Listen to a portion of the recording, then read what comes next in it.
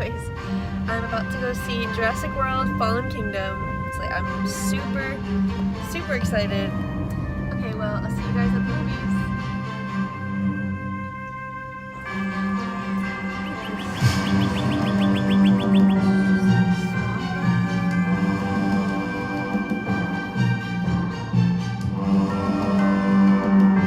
There could be dinosaurs. I better get back on the road.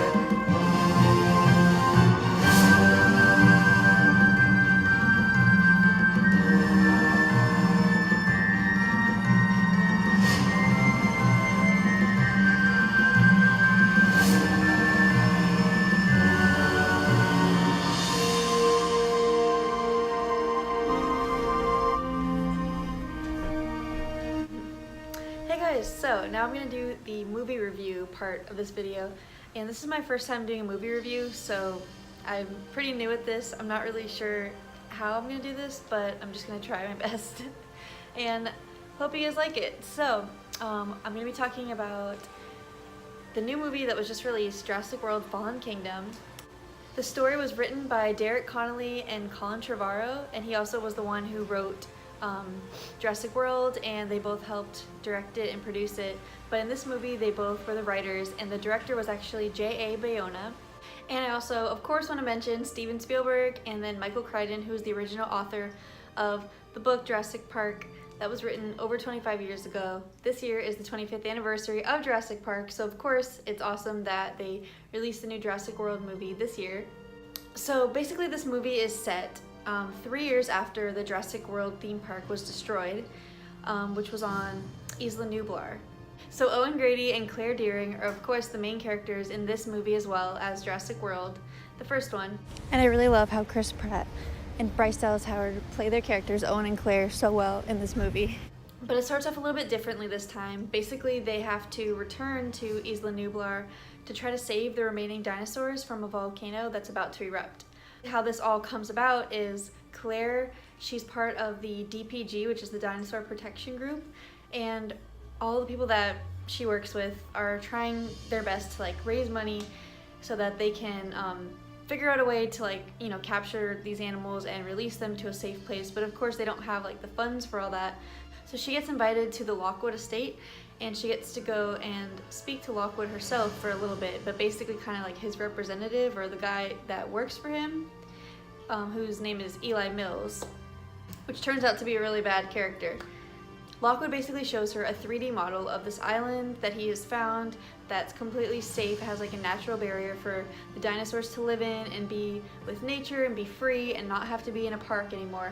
So the whole plan is to go over to Isla Nublar and collect as many of the dinosaurs or different breeds as possible and bring them over to this island so that they can survive and be freed. But of course, Eli Mills, which is the guy that works for Lockwood, he lets his greed get in the way of, the actual well-being and safety of the animals, and that's all he cares about is making money. He, gets Claire to get Owen Grady, who is the raptor trainer, who's trained Blue the raptor and her 3 sisters when they were babies. And they basically knew that there's no possible way that they'd be able to capture Blue unless they had Owen with them, so they kind of persuaded him and Claire to go to the island to help them out. And once they search for Blue and find her and rescue her, it's they have this really cute little moment together, and then after that it's just everything gets chaotic because they find out the guys that work for Eli Mills, they're a bunch of trophy hunters, and all they care about is just capturing the animals. All this stuff happens with Blue. It's really sad, honestly.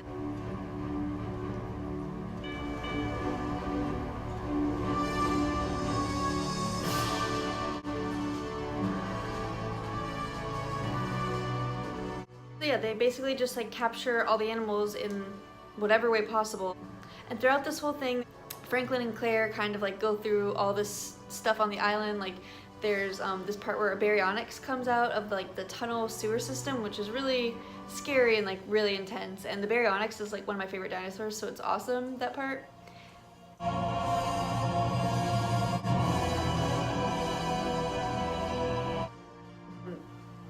And there's also this amazing cool part with the gyrosphere where Claire and Franklin are in the gyrosphere, and they're going over like the side of a cliff, and then they land in the water, and then Owen just happens to like run up, catch up with them, not get hit by the lava, jump in the water and save them, which is really amazing for Owen. It's like you kind of have to like really suspend your disbelief in this movie, because a lot of things are completely like obviously unrealistic. Like we know that Owen's like a hero, but come on, like he can do all that kind of stuff. It's a little crazy.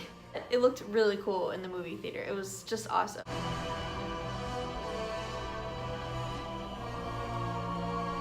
Also, I just want to talk about Blue really quick because she's just so beautiful. The parts that show Blue on the table, it was actually filmed with an animatronic raptor, and it looked so real, and the way that the humans and the raptor Blue could like interact with each other, it just really made you feel sorry for Blue and like really feel something towards her. They show this video where Owen Grady is like first training the baby raptors, Blue and her 3 little sisters, and oh my gosh, the part with the baby raptors is just so cute. It's one of the cutest parts in the whole movie.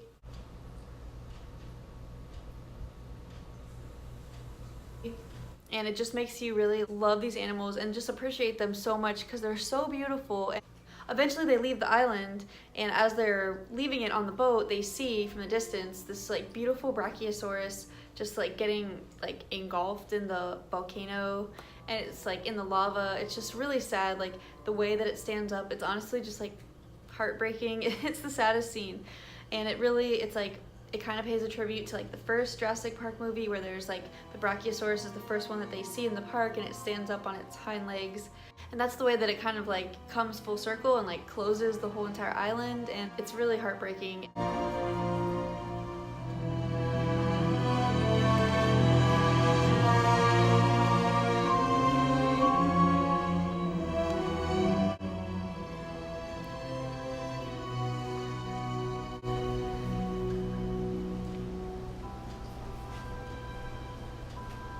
It's really heartbreaking. And also the other thing is that I forgot to mention about the island is that they show the theme park Jurassic World and how it's all like destroyed and in ruins because of like Indominus from the last movie and all the stuff that happened with that whole situation.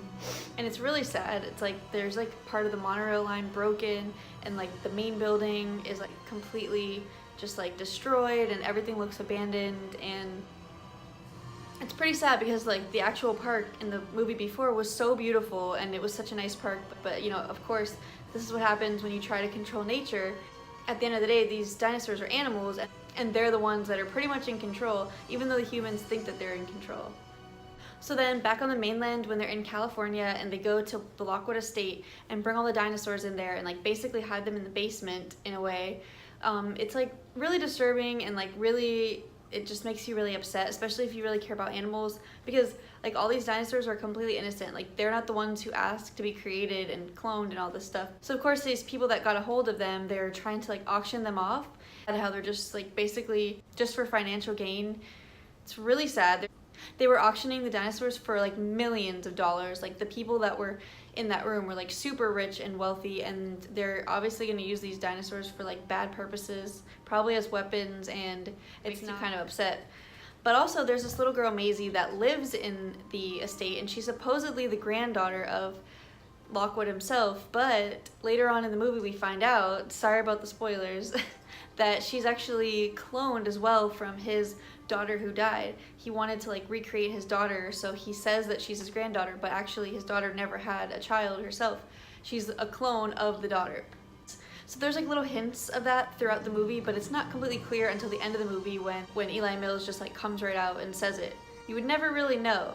But because of that, Maisie feels like a really strong connection to the dinosaurs because she's kind of like them in a way. She was made from the same lab and created kind of the same way that they were. So Maisie finds out about the auction and she tries to tell her grandfather. And then once he figures that all this scheming and stuff has been going on in his house, you know, downstairs basically where he is not aware, he tells Eli Mills to call the police on himself. But instead of doing that, Eli Mills like gets a pillow, and they don't really show what happens, but he basically like suffocates him, and it's like he wouldn't even have a job or be there if it wasn't for Lockwood. And he's also working with Henry Wu, which is the guy who also created the Indoraptor and the Indominus Rex, and he's like this crazy geneticist, scientist guy that just doesn't have the best intentions. The Mosasaurus was only featured in the beginning of the movie and the ending of the movie, and the beginning of the movie was still like a really cool scene. They also featured Dr. Ian Malcolm 2 times in the movie as well, kind of like in the beginning and the end, sort of like the Mosasaurus. There were a lot of little things throughout the movie that really reminded me of different parts in other movies. Like for example, the Indoraptor and how the Indoraptor knows how to like open doors, and so do the raptors in the first movie. And it kind of reminds you also of that kitchen scene where they're like hiding behind walls and like little corners, and the raptors are stalking them down. Well, the Indoraptor basically does the same thing, but way creepier. It looks like some kind of like alien.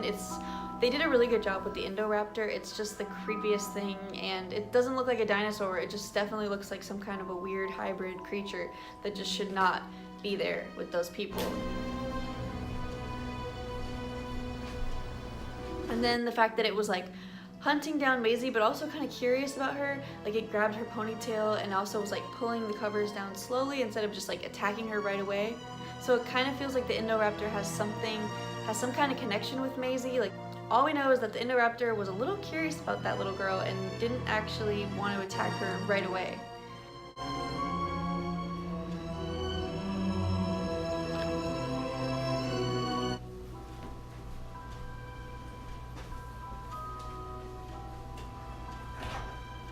Then of course Blue saves the day in that part, which is amazing, and just love Blue even more.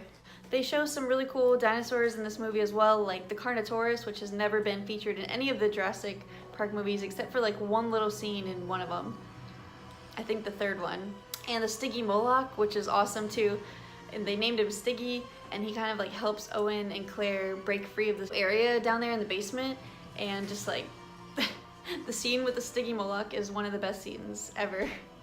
Also the scene with the Indoraptor where the hunter who steals the teeth, he like climbs into the cage with the Indoraptor because he doesn't know what he is, tries to take the tooth, and the Indoraptor plays dead, and then does this little like opens his eye and does like a little smirk, completely just like rips the guy's arm off and attacks him, which is kind of one of the best parts in the movie because everyone hates this guy. He's terrible and treats animals really bad, so everyone wants him to die.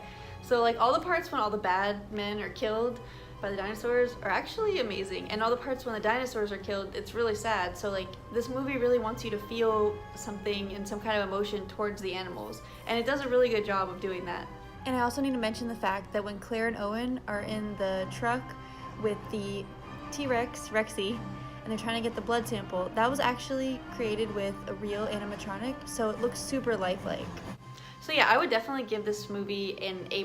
I thought it was amazing. I know some people might not agree with this, but I really enjoyed the movie. It was fun to watch, really scary. It was kind of like a horror, suspense, thriller type of movie, and like the first Jurassic World was more of like an action adventure movie.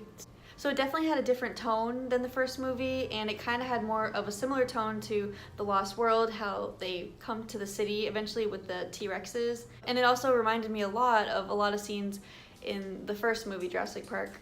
I just loved how it kind of like paid a tribute to all the movies. Also the fact that it was the first time in so many years where they featured a T-Rex on screen, like eating people and attacking and chasing people and stuff like that. I'm really glad that they included Rexy in all this. Also the whole cinematography and everything about the movie was just like really well done, really beautiful. Also really dark, and the tone was definitely darker and scarier than any of the other movies that we've ever seen previously.